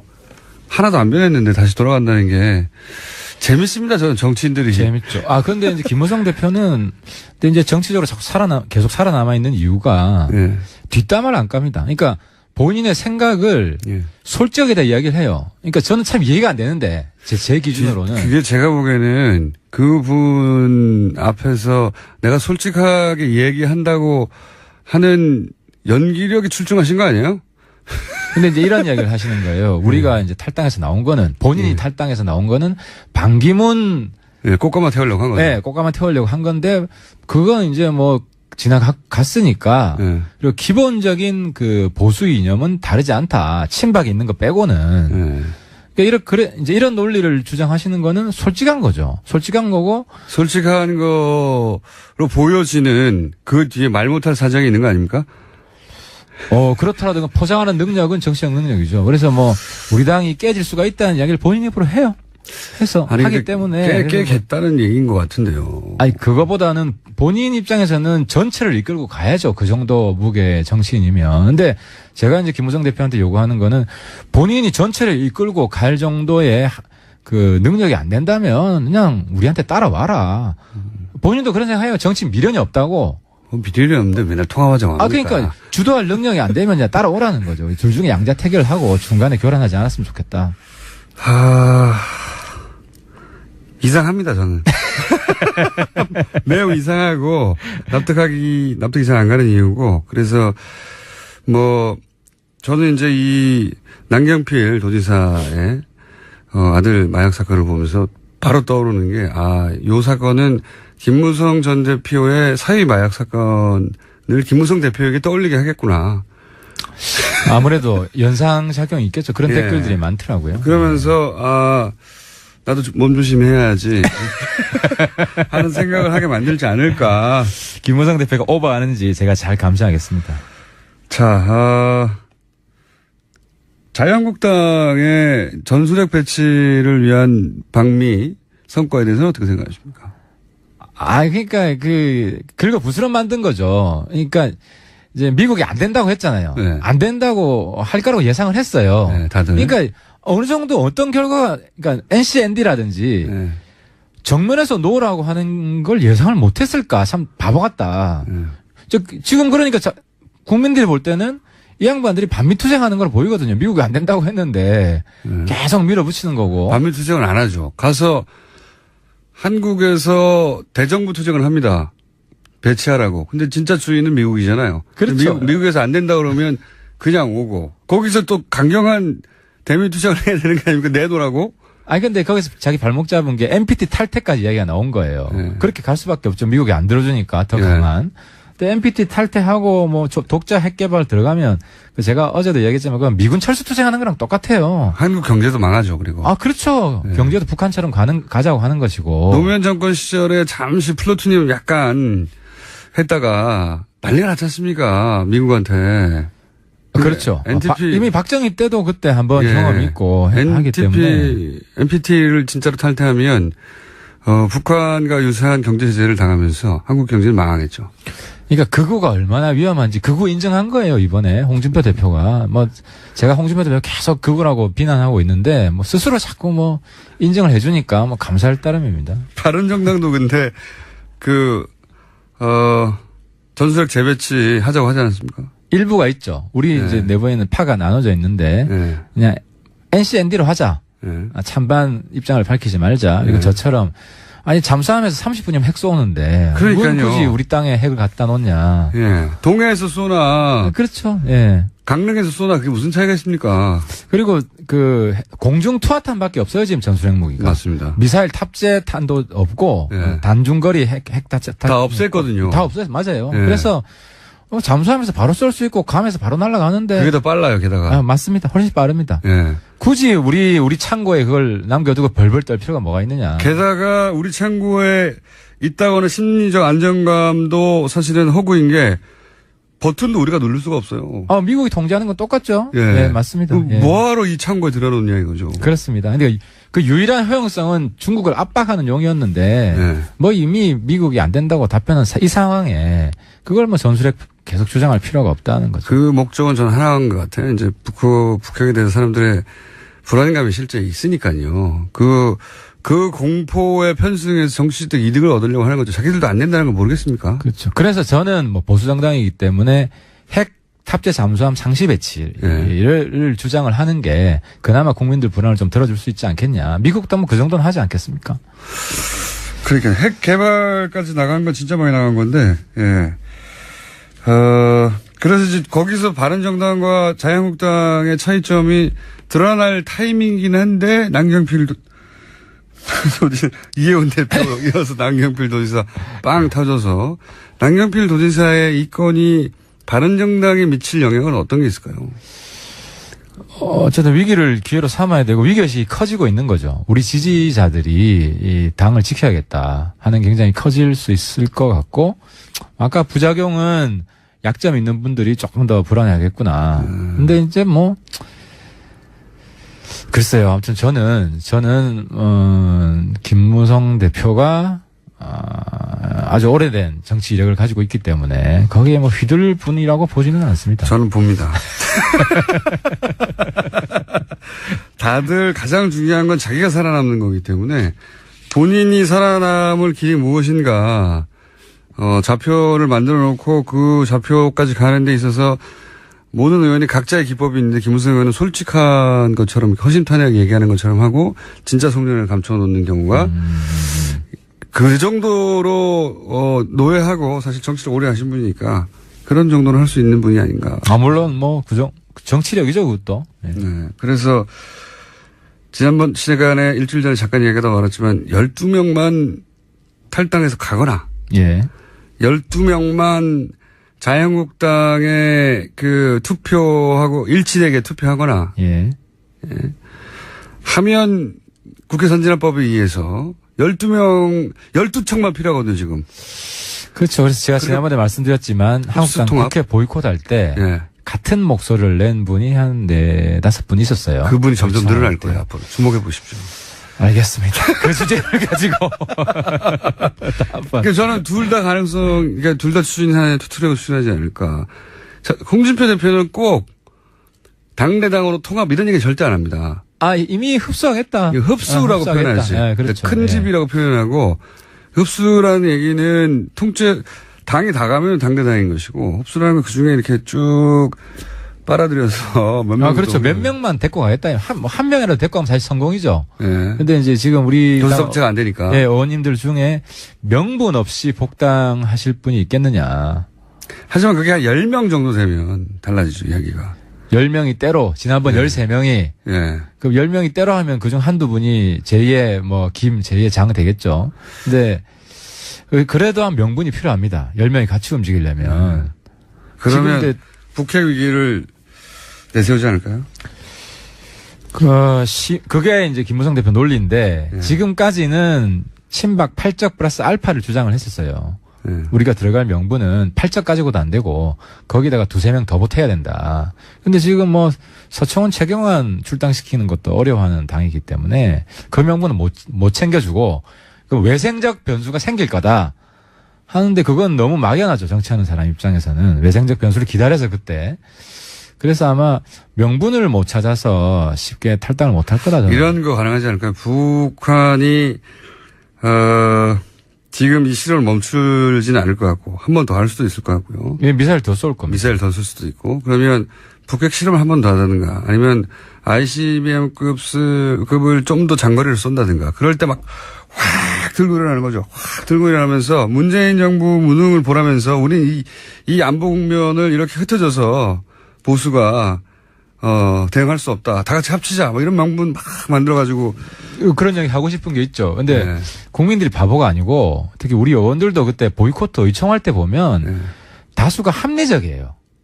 그분들은 아직 약점 안 잡힌 것 같아요. 그분들이 보이콧도 말도 안 된다 해서 그걸 그냥 무산시켜버렸거든요. 그러니까 너무 과한 명분을 들고 나오면 당 내부에서 제어가 됩니다. 아직까지는 그런 그렇습니다. 분위기입니까? 예, 아직까지는 네. 그렇습니다. 하여튼 불안해하고 있긴 하죠. 당에서. 근데 어쨌든 최대한 빨리 이 위기를 극복해 나가겠습니다. 그러면 핫할 때죠. 바른정당이 네. 자강론으로 질주하려면 결국 하태경 의원이 또 대표가 돼야 되네요. 보시였지 않습니까? 저 물불 안 가리고 싸우고 있고 좀 이렇게 좀 도와주시기 바랍니다. 예. 저희 방송에 나왔다가 이렇게 잘 되시고 이렇게 한꺼번에 추락하는 분들이 있거든요. 그 코스가 몇 번 검증됐습니다. 네. 요거 한 가지만 더 여쭤볼게요. 예. 요즘 블랙리스트 한참 나오지 않습니까? 예. 이거는 보수정당에서 뭐라고 대응해야 되는 겁니까? 이거는 변명의 여지가 없고 정말 저는 사실 MB정부 때 국회의원도 안 했고 네. 관계가 없지만 정말 죄송하고 보수가 반성해야 될 일이고 연예인 분들 제가 일일이 개인적으로만 사과하고 싶어요. 앞으로 더 이상 그런 일이 절대 없을 것이다. 그리고 원래 원칙적인 보수는 블랙리스트 안 만듭니다. 기본적으로 표현의 자유를 인정을 하고 그래서 아무튼 이건 정말 부끄럽습니다. 너무 미안하고 죄송합니다. 박근혜 정부 시절에는 없었을까요? 과연? 국정원에서 예. 국정원에서 만들기는 어렸을 거예요. 국정원 댓글 때문에 푸닥거리를 한번 했고 예. 이제 국감까지 했기 때문에 그래서 이제 청와대에서 바로 내려갔던 거라고 보이고 국정원에서 했으면 청와대에서 안 했겠죠. 그러니까 국정원에서 못했으니까 김기춘 실장이 본인의 또 나름의 우국충정이 있잖아요. 글쎄, 김기춘 전 비서실장이 청와대를 장악해서 청와대에서 블랙리스트를 만들었는데 그걸 국정원한테 실행을 시키지 않았을까요? 당연히? 네, 국정원에서도 이 원장 되는 분이 그런 나름대로 배심이 있어야 되는데, 그런 분이 아니었죠. 마지막에 원장 하신 분. 아니, 그러면은 국정원이 김기춘 비서실장과 박근혜 정부의 블랙리스트 명령을 거부했다는 겁니까? 아니, 명령을 하지 않았을 거예요. 그러니까 국정원이, 왜냐면. 저는 그건 아니라고 생각합니다. 근데 왜 명령을 하지 않았을 거라고 생각하시는지. 아니, 그러니까 댓글 문제로 이미 홍역을 치렀는데, 예, 그것 때문에 내부에 상당히 그 경계하는 게 있고. 그러니까 더 조심스럽게 했겠죠. 국회가 감시하고 하기 때문에 네.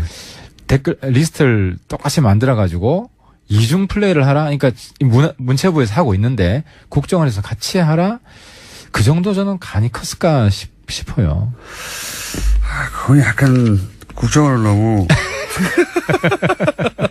진짜 흥신소 수준으로 보시는 것 같은데 국정원 정도라면 들키지 않고도. 근데 국정원 내부에 정책 성향이 있는 분이 항상 있고 예. 그래서 항상 터져 나왔어요. 네. 내부에서 내부 고발자가 있기 때문에 그걸 아주 잘 알고 있는 집단입니다. 그러니까 똑같은 시행착오를 반복 저는 하지 않았을 거라고 봅니다.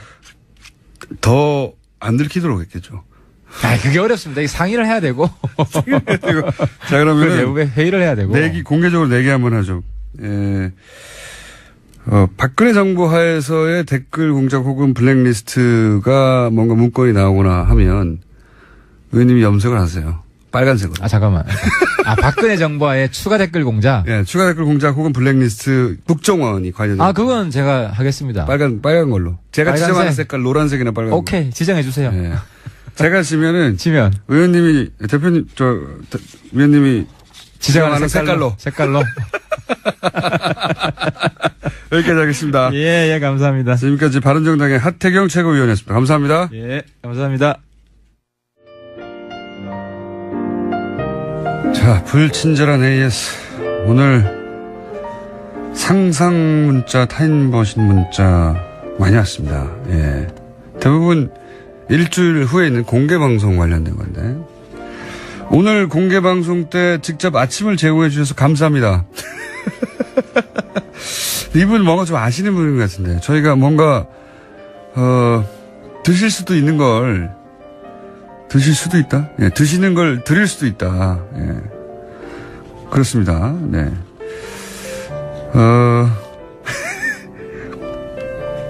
세종문화회관 대강당에서 뉴스공장 20주년 기념 생방송에 다녀왔어요. 이런 문자가 요즘. 예. 심지어는 캐나다 토론토 1주년 기념 방송. 네. 많습니다. 이런 문자가. 엄청 많은데, 이런 문자는 아무것도 아니에요. 오늘 아침에 타임머신 타고 온 분이 있어요. 오늘 아침에 오늘이 생방 중인 줄 알고 일주일 남았는데, 이번 주 화요일 아니에요? 그러고 오신 분이 있습니다. 그래서 그분과, 네. 단독으로 사진도 찍고 수고하셨다고 멀리서 오셨던데, 네. 조심해서 내려가시기 바랍니다. 일주일 먼저 문자 보내는 게 아니고 일주일 먼저 오신 분도 있었습니다. 다음 주 화요일 7시 5분에 공개방송 합니다. 네, 많이들 와주시고, 저희, 게스트들 대부분 잠깐이라도 등장해서 스쳐 지나갈 겁니다. 그러니까, 그날 뵙겠습니다. 네, 그리고 간식도 저희가 준비, 할 수도 있습니다. 네. 다음 주 화요일이에요. 그날 뵙겠습니다. 자, 칼 플라니 사회경제연구소. 가입자 좀 늡니까, 다시? 확 줄어졌잖아요. 뭐 확 줄어요. 줄지도 않았고. 늘어나지도 않고. 그래봐야. 그저 그렇습니다. 그래봐야 한 자리 숫자이긴 한데. 그래도 2명과 6명은 다르잖아요. 그렇죠. 예. 그러니까, 5를 기준으로 10에 가깝습니까? 1에 가깝습니까? 요즘. 1에 가깝습니다. 1에 가깝습니다. 근데 일주일에 몇 명씩만 늘어도 대단한 겁니다. 네. 왜냐하면은, 지난 몇 년간 거의 한 번도 늘지 않았기 때문에. 네. 아니요, 그렇지 않아요. 3년 동안 300명이 늘었으니까. 1년에 100명. 예. 3일에 1명 아닙니까, 그러면? 예, 평균. 그렇죠. 근데 초기에 확 늘었다가 그 다음에 안 늘었겠죠. 그런 거죠. 자, 칼 폴라니 사회경제연구소는 홈페이지도 있죠? 그럼요. 네. 홈페이지도 없는 결 연구소도 있습니다. 그래요.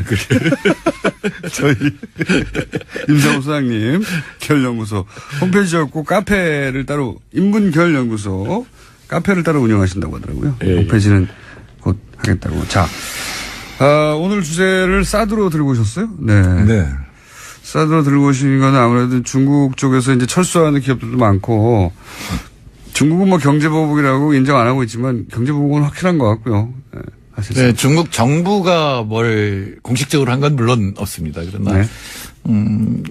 어떻게 보면 우리나라의 한 80년대 국민들이 네. 그러니까 굉장히 민족주의적이고 국가주의적인 그런 게 작동을 하기 때문에 정부에서 딱 구호 외치면 쭉 따라가는. 그러니까 네. 정부가 한 정도는 어느 정도냐면 이제 롯데에 대해서 소방 점검 뭐 이런 거 하죠. 네, 맞습니다.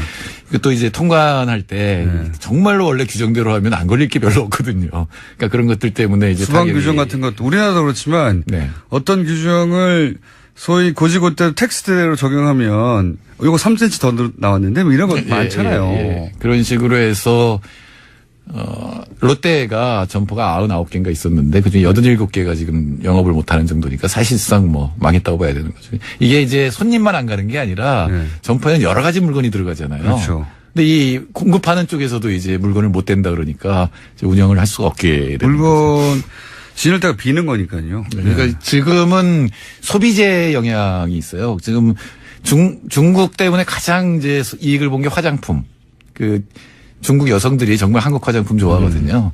그 다음에 이제 한류 이런 쪽, 그 다음 자동차 이런 것들이 소비재잖아요. 네. 소비재가 직접 영향을 지금 받고 있고 아직은 부품 장비 쪽은 괜찮은데 만일에 중국 현지 생산이라든가 이런 게 줄어들게 되면은 이제 한국의 부품 수출도 이제 문제가 될 수가 있겠죠. 결국 이제 미국의 이제 동아시아 전략 때문에 설치하게 되는 사드 때문에 피해는 우리가 입게 되는 건데 이 피해 규모나 혹은 지금까지의 피해 정도 뭐 어떻습니까? 한은이 이제 공식적으로 발표를 했는데 GDP 한 0.2% 빠질 거다. 근데 그거는 어떻게 계산했냐면 관광객이 30% 줄어들고 수출이 2% 줄어든다고 이제 그러니까 가정을 하고 추정을 한 건데 네. 사실 그거보다 훨씬 더 많을 작년 전망입니다. 그러니까 작년 2월부터 금년 2월까지 1년 동안을 본 건데 사실 금년 2월부터 내년 2월까지 전망한 건데 사실 그보다 훨씬 클 것 같거든요. 중국 관광객 예를 들어서 명동이나 또는 면세점의 매출은 30%가 준 게 아니라 그렇죠. 거의 뭐 폭락했다고 하던데. 제가 다니는 대학원이 북촌을 끼고 올라가는데 많이 줄었어요. 옛날엔 중국 사람들 때문에 걷지를 못했는데 요즘 뭐 명동에 제가 자주 가는 건 아닌데 어쩌다 한번 이 일 있고 나서 가면 그전에는 80~90%는 그 중국어였거든 들리는 게. 지금 안 들립니다. 그리고 굉장히 시끄러웠잖아요. 예, 많고 시끄럽고. 그러니까 우리나라 2016년 작년 대중 경상적자 그러니까 수출 무역에서 얻은 흑자하고 경상 흑자 그다음에 여행 수지에서 얻은 흑자가 한 406억 달러 되거든요. 2015년에는 한 470억 달러 가까이 됐어요. 이게 우리나라 GDP 2.5% 정도 됩니다. 그러니까 만일에 반 정도 줄어든다 그러면 우리나라 GDP가 1.2% 깎이게 되는 거죠. 근데 우리나라 지금 3% 성장이 어렵잖아요. 근데 그중에 1% 깎여 나가면 이건 굉장히 충격이 크다고 볼 수가 있죠. 그렇군요. 지금 당장은 이제 무역 수지, 여행 수지, 부품까지는 아직 안 갔다는 말씀이시고, 그죠? 네네. 그리고 중국의 현대자동차도 상당히 힘든가 봐요. 기사가 계속 나오는 거 보면. 예. 현대자동차, 기아자동차 전부 현지 공장이 제대로 돌지 못하죠. 안 팔리는 것도 안 팔리는 거 한 40% 판매가 줄었으니까 이건 더 줄 것 같은 느낌이 들어요. 근데 또 하나는 이제 현지 공장들이 있는데 부품 수급이 원활하지 않으니까 왜냐면 납품 대금을 제때제때 못 주니까 옛날에 그게 다 이렇게 몇 달씩 묵혔다가 주고 이랬는데 이런 것들이 이제 문제가 되면서 지금 조업이 안 되고 있죠. 그래서 현대차도 중국에서 사기 크고 롯데는 뭐 철수. 네.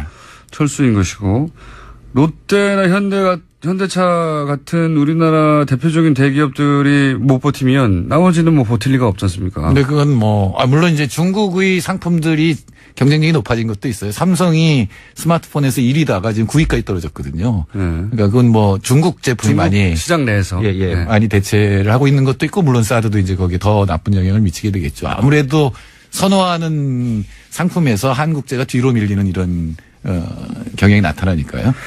그리고 이제 정부가 한국 제품을 구매하는 것을 표면적으로 드러내놓고 하지 말라고 하진 않지만 중국인들은 다 느낄 정도고 그거를 그 정부의 정책이라고 받아들이면 굳이 내가 중국 공산당에 싫어하는 일을 할 필요는 없지 않느냐 이렇게 생각하는 거 아닙니까 지금. 그러니까 지방 정부나 공기업이 많잖아요. 네. 근데 제가 처음에 중국 갔을 때 소나타 택시가 있는 걸 보고 놀랐거든요. 그건 이제 산 거예요. 네. 서울시가 그러니까 북경시가 네. 소나타를 산 건데 그런 거는 바로 바꿔버리면은 네. 그럼 타격이 크게 되겠는데 더 나쁜 거는 최악의 경우는 뭐냐면 중국에서는 관시 예, 로 그렇죠. 보통 이제 사업을 하잖아요. 특히 처음 시작할 때. 관계를 통해서. 예, 네. 근데 부패 잡는다고 하면 이건 무슨 경제적인 문제도 아니고 형법의 문제가 되기 때문에 중국 정부가 보복하려면 아직도 할 일은 많이 남아 있죠. 아, 이게 이제 북핵 혹은 뭐 사드가 철수하지 않는 한 앞으로 계속될 거 아닙니까?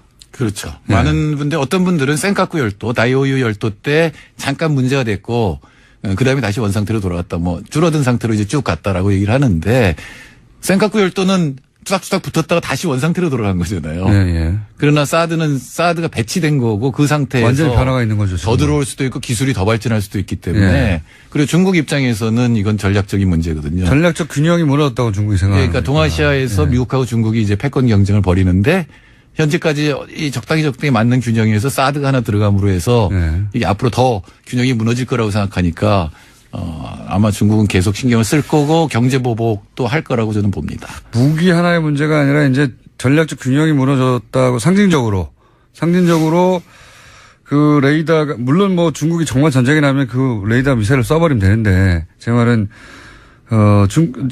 미국이 중국하고 균형을 맞추던 걸 깨고 더 들어오고 있는데 거기에 사드가 상징적으로 그 역할을 하고 있는데 거기에 대한 보복으로 한국 경제에 타격을 주면 한국이 사드를 배치하지 않고 밀어내면서 균형을 다시 맞추게 하려는 뭐 이런 외교적인 압박이잖아요. 그렇죠. 그러니까 예. 중국한테 제일 지금 문제가 되는 건 군사적으로는 ICBMD거든요. 그러니까 미사일 방어망. 예. 근데 한국이 지금 가장 놓기 어려울 거라고 생각하는 한국이 들어가면 다른 나라들도 들어가면 촘촘해지잖아요. 예. 그러니까 기술은 발전할 거고 이렇게 되면 중국 입장에서는 이제 안보 딜레마라는 걸 맞게 되죠. 과거에 러시아가 그 미국의 그 유럽 기지들에 대해서 보였던 신경질적인 반응이 있거든요. 예. 예. 그거를 중국이 지금 우리나라한테 보여주고 있는 거죠. 그렇죠. 다른 나라한테도 보여주는 거기도 합니다. 왜냐하면 한국이 사드 배치하고 아무 일도 없었다 그러면 다른 나라들도 미국이 요구했을 때 갖다 놓을 수 있거든요.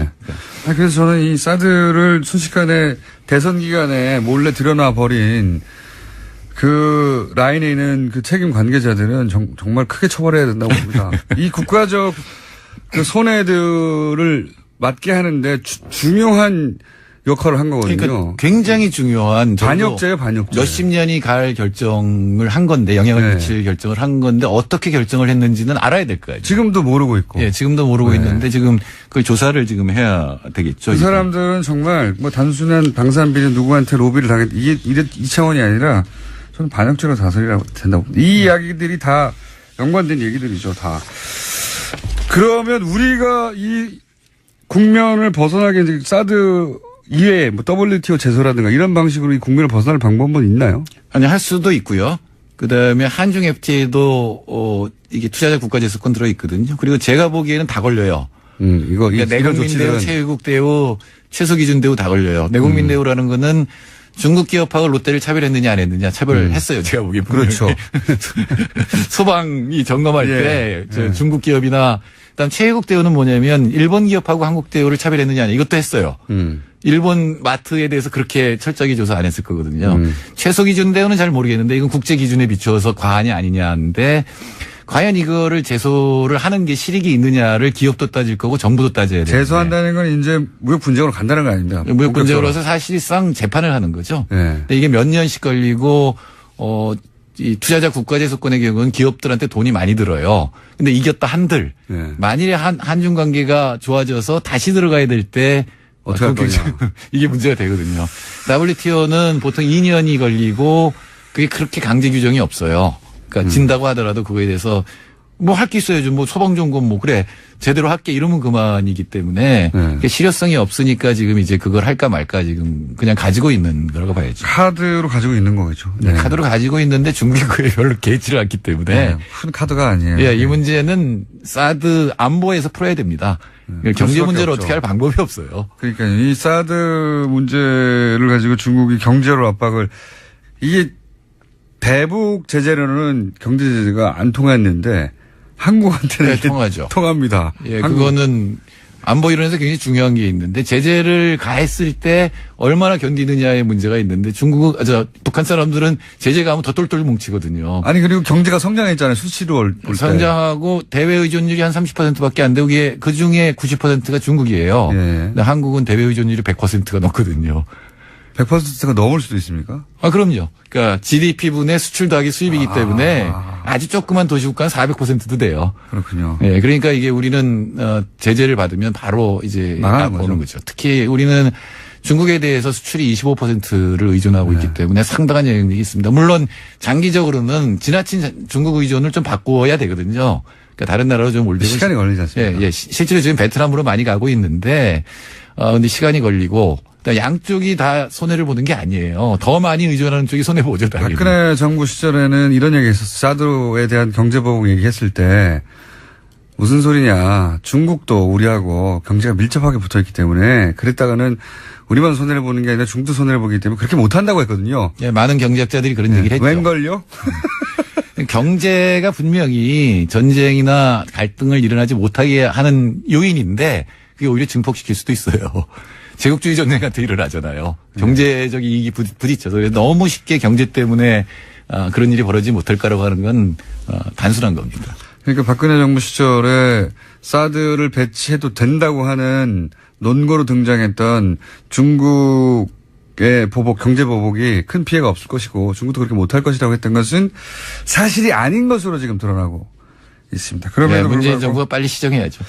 그러니까 이게 진짜 경제 문제가 아니라 안보 문제로 풀어야 되는데 어려운 문제입니다. 카드가 너무 손이 없어서. 자, 이런 상황이라고 합니다. 일단 오늘 여기까지 하고요. 이거 한 번 더 해야 될지도 모르겠습니다. 예. 알겠습니다. 지금까지 일주일에 한 자릿수로 허리 들어갑니다.